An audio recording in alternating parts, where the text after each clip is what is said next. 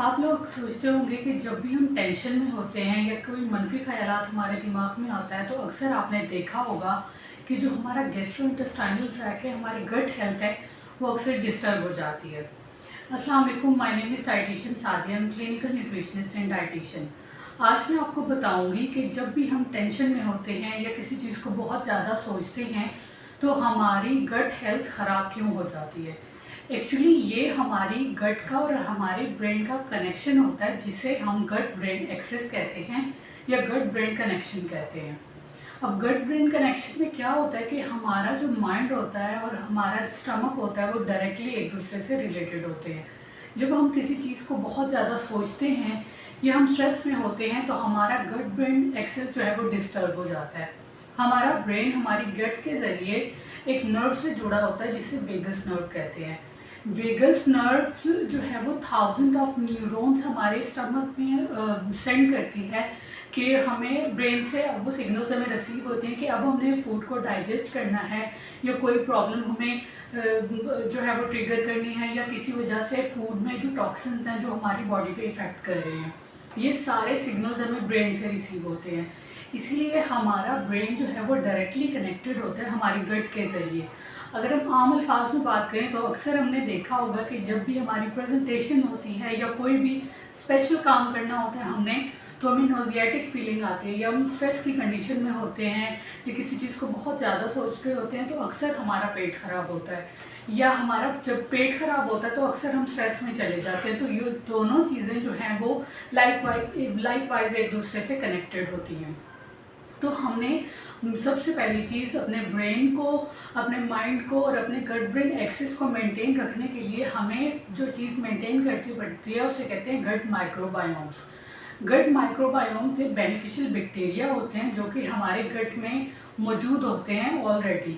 हमें इन beneficial bacteria के environment को, इनकी पीएच को मेंटेन रखना होता है ताकि हमें इस तरह के प्रॉब्लम्स का सामना ना करना पड़े। तो कौन से ऐसे फूड होते हैं जो कि हमारे गट ब्रेन एक्सिस को मेंटेन रखने में हमारी मदद करते हैं। सबसे पहली जो चीज़ होती है वो होता है हमारा प्रोबायोटिक लेवल। अब प्रोबायोटिक क्या होते हैं? वो प्रोबायोटिक बेनिफिशियल बैक्टीरिया होते हैं जो हमारे गट में रहते हैं और हमारे गट में फूड को डाइजेस्ट करने के लिए और फूड के टॉक्सिन्स को रिमूव करने के लिए हमारी हेल्प करते हैं। तो प्रोबायोटिक रिच फूड जब हम लेंगे तो वो हमारे गट माइक्रोबायोम्स को मेंटेन रखने में बहुत ज़्यादा हेल्प करेंगे। अब गट माइक्रोबायोम्स को मेंटेन रखने के लिए जो प्रोबायोटिक रिच फूड जो हमारे पास अवेलेबल है, मैं कभी भी ऐसे फूड की बात नहीं करूँगी जो हमारे पास अवेलेबल ना हो। अब जो हमारे पास अवेलेबल होते हैं प्रोबायोटिक रिच फूड, उनमें आ जाती है हमारी लस्सी, बटर मिल्क, उसके अलावा हमारा योगर्ट आ जाता है। योगर्ट के साथ साथ हमारा फर्मेंटेड फूड कोई भी आप ले सकते हैं। उसमें ज़्यादातर हम लस्सी, चीज़ और योगर्ट को ही प्रेफर करते हैं। इनमें क्या होता है कि इनमें हेल्दी बैक्टीरिया होता है जिसे हम लैक्टिक एसिड कहते हैं। ये हमारी जो गट हेल्थ है, हमारा गट माइक्रोबायोम है, उसकी पीएच लेवल को मेंटेन रखने में बहुत ज़्यादा हेल्पफुल होता है। दूसरी चीज़ होती है हमारे ओमेगास। ओमेगास अक्सर हमारी ब्रेन की मेंटेनेंस के लिए, हमारे स्ट्रेस रिलीज़ के लिए, हमें एंजाइटी, डिप्रेशन से बचाने के लिए बहुत ज़्यादा हेल्पफुल होते हैं।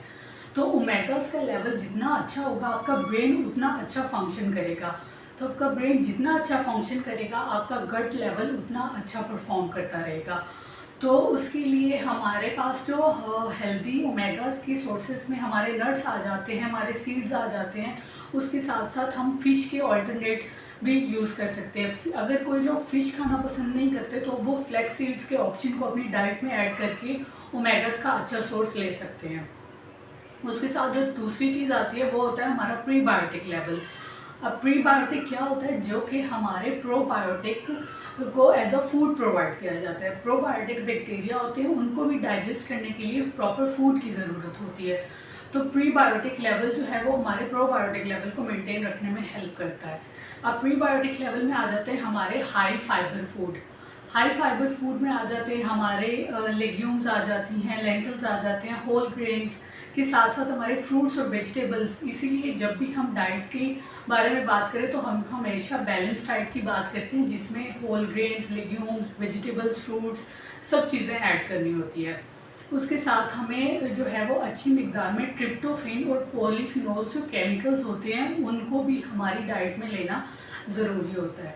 अब ट्रिप्टोफैन और पॉलीफिनोल्स क्या होते हैं कि ये ऐसे केमिकल्स होते हैं जो हमारे न्यूरोट्रांसमीटर जिसे सेरोटोनिन कहते हैं उसकी प्रोडक्शन को इंक्रीज़ करते हैं, और कुछ जो है वो हमारे प्रोबायोटिक लेवल की कॉग्निशन को इम्प्रूव करते हैं। हमारे ट्रिप्टोफैन ज़्यादातर पाए जाते हैं हमारे कॉफ़ी में, ग्रीन टी में, उसके साथ साथ एग्स में, चीज़ में।